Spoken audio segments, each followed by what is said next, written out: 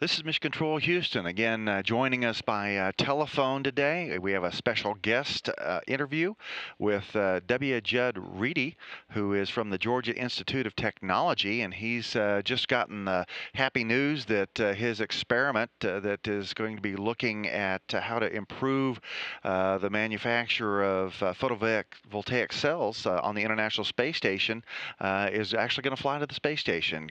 Welcome, Dr. Reedy.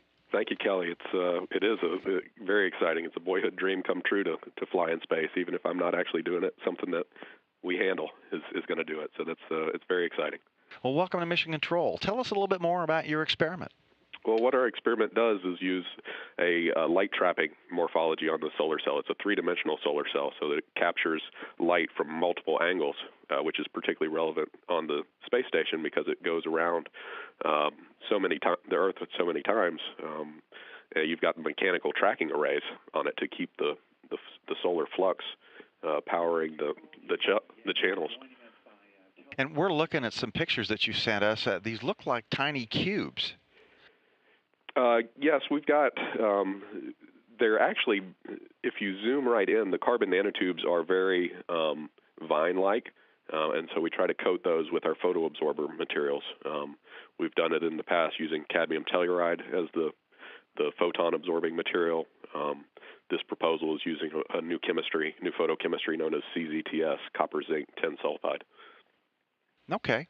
And so you mentioned that they're three-dimensional. I'm guessing that the cells we're using in most applications here on the ground and in space right now are two-dimensional type cells. That's correct. They're planar. Before we developed this technology back in the early 2000s, there was no way to texture what are known as thin film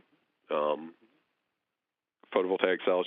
They could texture silicon cells by etching little pyramids into the silicon structure itself, and that would provide a light trapping. Basically, what it does is it allows the photon of light to hit the solar cell, and if it does not get absorbed, it'll reflect off and hit the solar cell again inside this pyramidal pit. Well, we do the same thing, but we create vertical structures that we then coat with our photoabsorbers, such as CAD-TEL, SIGs, CZTS, all the various different thin film absorbers. Okay. And you mentioned that this has potential applications in space because naturally you've got a more three-dimensional capability to collect the sunlight in space as the space station orbits the Earth and the solar rays can track the sun.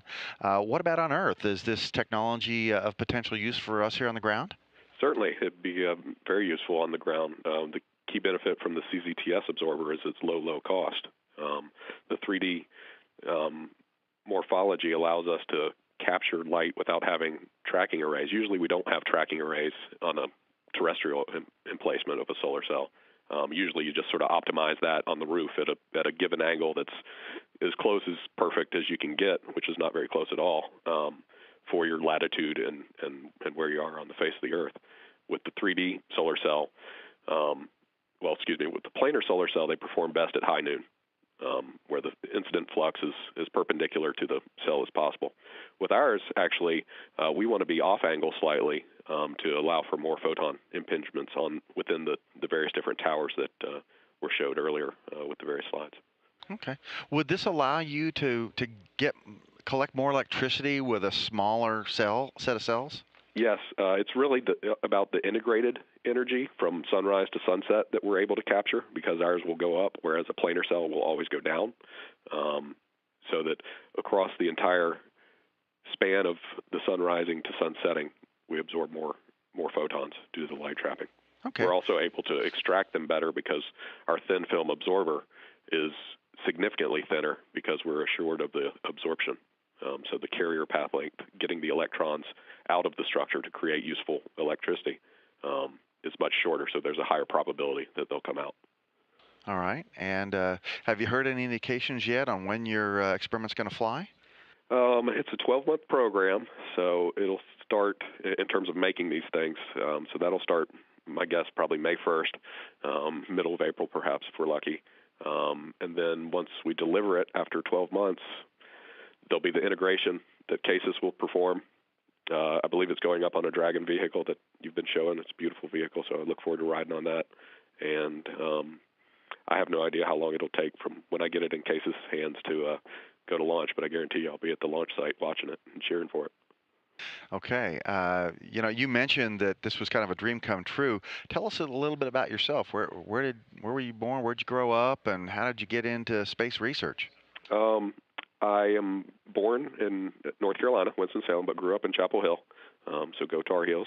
Um, we've got space has always been a boyhood dream. I've applied for the astronaut program since '99, but it was beginning to look like I'm probably not going to be able to fly in space myself. So if I can at least have some of my research up there, that's a pretty good second prize. But maybe by getting some experience here integrating this payload, that maybe it'll up my chances a little bit farther in the selection process. I got pretty far a couple selections ago, got to the reference stage, but never an interview.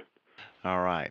Well, and so it's interesting that a lot of people don't know about CASIS, and so we're talking about this because this is one way, one avenue for researchers, whether they're from an academic institution or for a commercial company, or even individuals in some cases, to get research on the International Space Station. It is a U.S. official national laboratory, and so can you tell us a little bit about how working with CASIS has been? Yeah, it's been great. I mean, it's just like working going to be just like if I went to Oak Ridge National Lab to do my research up there. Battelle runs that for the U.S. government. CASIS does the exact same thing for the International Space Station, essentially. So it's been fun. I'm just learning to meet all the people down there. So I plan actually, I'm going to be there in 2 weeks for spring break. Just happen to be down there with my daughter, so maybe we'll zip over to the Cape to see them and see the place. All right. Well, Jed Reedy, thank you so much for joining us today, and congratulations on your experiment being selected for tests on the International Space Station. We'll look forward to hearing the results of your research. Thank you very much, Kelly. I appreciate it. All right, that was Jed Reedy, who is working with an experiment that's been selected now by the Center for the Advancement of Science and Space to fly on the International Space Station in a year or so. That's going to look at how to make better and three-dimensional solar cells that can generate electricity from sunlight.